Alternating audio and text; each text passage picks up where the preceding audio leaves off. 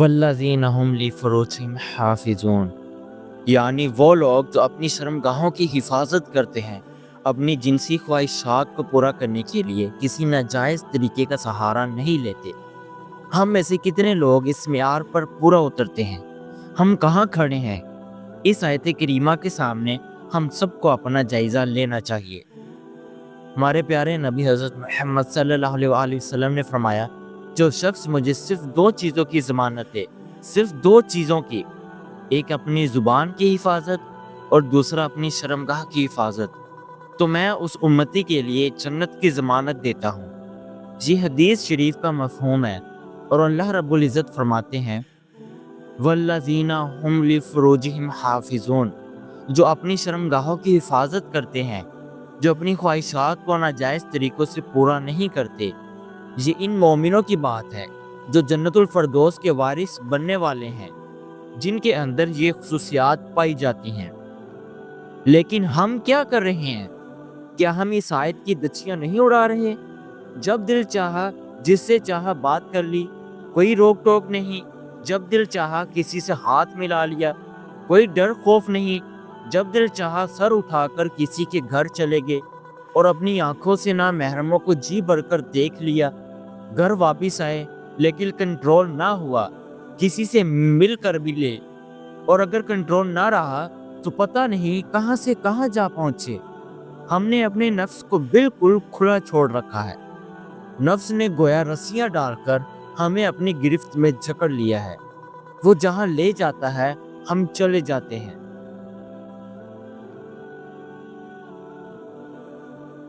اب بتائیں شرمگاہوں کی حفاظت کیسے ہوگی؟ کسی چیز کی حفاظت کے لیے ضروری ہے کہ اسے نقصان پہنچانے والی چیزوں سے بچایا جائے۔ جب لڑکے اور لڑکیاں آپس میں ملاقاتیں کریں گے، گپ شپ لگائیں گے، ہاتھ ملائیں گے، بڑی بڑی دعوتیں ہوں گی، تحائف کا تبادلہ ہوگا، میں تم سے محبت کرتا ہوں، تم مجھ سے محبت کرتی ہو، جیسے باتیں چل رہی ہوں گی، تو بتائیں ہم اپنی اس قیمتی چیز کی حفاظت کیسے کریں گے؟ ہم اپنی شرمگاہوں کی حفاظت کیسے کر پائیں گے؟ یہ شیطان کا جال ہے۔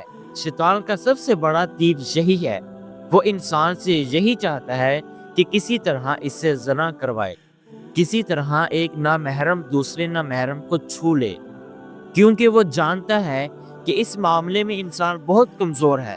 وہ لڑکھڑا جاتا ہے، چاہے کتنا ہی برداشت کر لے، اس سے نہیں ہوتا۔ لیکن اللہ جس کے لیے آسانی کر دے، اس کے لیے یہ سب آسان ہو جاتا ہے۔ جس کے دل میں اللہ کی محبت اور اس کا خوف ہوتا ہے، جس کی نظریں پاک ہوتی ہیں، جس کے کان زنا سے محفوظ ہوتے ہیں، جس کے ہاتھ زنا سے رکتے ہیں، جس کے قدم زنا کی طرف بڑھنے سے باز رہتے ہیں، وہ اپنے نفس پر قابو پا لیتا ہے، اللہ کے لیے اپنے نفس کو کچل دیتا ہے، غلط راستوں کو چھوڑ دیتا ہے۔ یقین کریں اس کے لیے زنا سے بچنا بہت آسان ہو جاتا ہے، بہت زیادہ آسان۔ لیکن ہم خود اپنے آپ کو زنا کے حوالے کر دیتے ہیں۔ یقین کریں ہم خود ہی اپنے آپ کو اس گناہ کی طرف دھکیلتے ہیں۔ اللہ کی مرضی اس میں شامل نہیں۔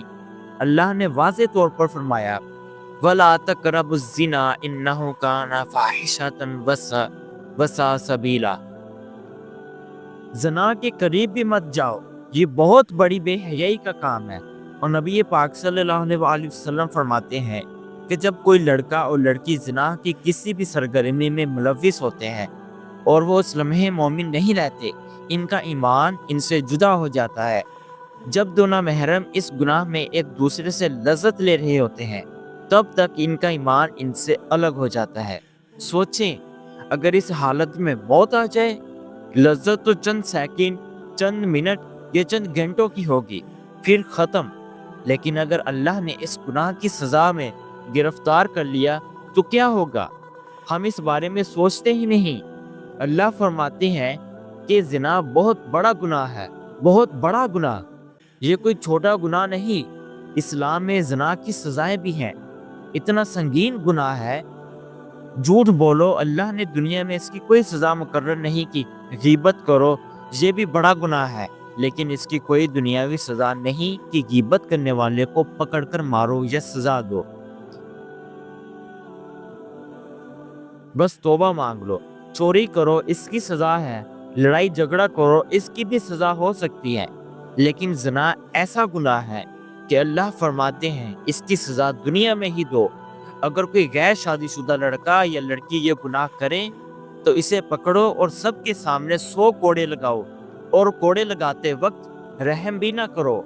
ये कौन कह रहा है? वो अल्लाह जो रहमान है, जो रहीम है, जो अपने बंदों से बेपनाह मोहब्बत करता है, जो अपने बंदों का दुख बर्दाश्त नहीं करता।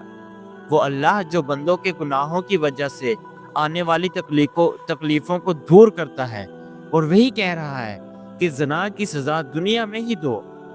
और जो शादीशुदा हो और उसी से ये गुनाह सरजद हो, अल्लाह इस पर इतना नाराज होते हैं कि गोया ज़मीन इसे अपने ऊपर बर्दाश्त नहीं करना चाहती।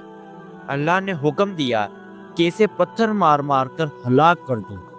ये सजाएं इसलिए हैं कि दुनिया की चंद लम्हों की लज्जत के बदले इंसान को अपनी पूरी जिंदगी से हाथ धोना पड़ जाता है।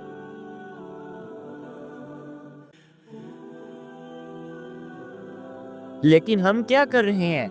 हम बकरियों की तरह एक दूसरे से मिल रहे हैं, गपशप कर रहे हैं, हंसी मजाक चल रहा है, तोहफ़ का लेन देन हो रहा है, दावतों में जा रहे हैं।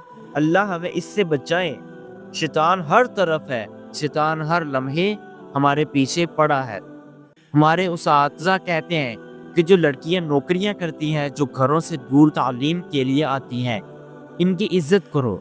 अपनी बहनों से भी ज़्यादा इनकी इज्जत करो। क्यों? क्योंकि वो अकेली हैं, पराए शहर में अपनी तालीम या रोज़गार के लिए जद्दोजहद कर रही हैं। हम पर फ़र्ज़ है कि इनकी इज्जत की हिफाजत करें। लेकिन हम क्या करते हैं? हम नफ्स के भूखे बन जाते हैं। हमें लज्जतें चाहिए। जब देखते हैं कि हमारे दोस्तों के साथ लड़कियां हैं तो हमें भी मौका मिले तो ज़ाय नहीं करते। किसी लड़की की इज्जत बढ़ाने में हमारी टांगें कांपती हैं, लेकिन इसकी इज्जत को नुकसान पहुंचाने में एक लम्हे को भी नहीं सोचते। कभी सोचा कि वो किसी की बेटी है, उसके बाप ने उसे कितनी मुश्किलों से पाला होगा, जवान किया होगा, लोगों की नज़रों से बचाया होगा। एक माँ ने अपनी बेटी को कितने लाड प्यार से बड़ा किया होगा। एक भाई जो अपनी बहन की हिफाजत के लिए हर वक्त फिक्रमंद रहता है कि कोई इस पर नजर ना डाले, कोई इसके साथ गलत हरकत ना करे। एक लड़की के पीछे पूरी फैमिली की मेहनत होती है, पूरी फैमिली की उम्मीदें होती हैं, और जब वो लड़की हमसे चंद लम्हों के लिए दोस्ताना अंदाज में बात करती है तो हम उसे पता नहीं कहां से कहां ले जाते हैं, बगैर सोचे समझे। तुम तो वैसे ही रहोगे, नवाब रहोगे, तुम्हारी इज्जत में कोई कमी नहीं आएगी। लेकिन उस लड़की को जो फूल की तरह नाजुक थी, तुमने तबाह कर दिया, बर्बाद कर दिया। अगर ज़ना कर लिया, बातों में आ गए, नकाह के वादे किए, कस्में खाई और फिर उसे छोड़ दिया, तो समझ लो जब वो हंस रही थी, तुम्हारी बात मान रही थी, तो तुमने समझा वो नादान है। अरे नादान तो तुम हो। वो तुम्हारी बातों में इसलिए आई कि उसने तुम पर अंधा भरोसा किया। उसे लगा कि तुम उसे संभाल लोगे, तुम सच्चे हो, तुम वफादार हो, तुम धोखा नहीं दोगे। हाँ, लड़की की गलती होती है, लेकिन वो दिल की कमजोरी और शैतान के बहकावे की वजह से ये गलती कर बैठती है। दीन से दूरी भी इसकी वजह बनती है। लड़कों, ये समझो कि वो लड़की नादान नहीं, वो तुम पर यकीन करती है। लेकिन जब तुम उससे ज़ना करके उसे छोड़ देते हो तो तुम्हारा मकसद तो पूरा हो जाता है, लेकिन उसे तुम आजमाइशों के हवाले कर देते हो।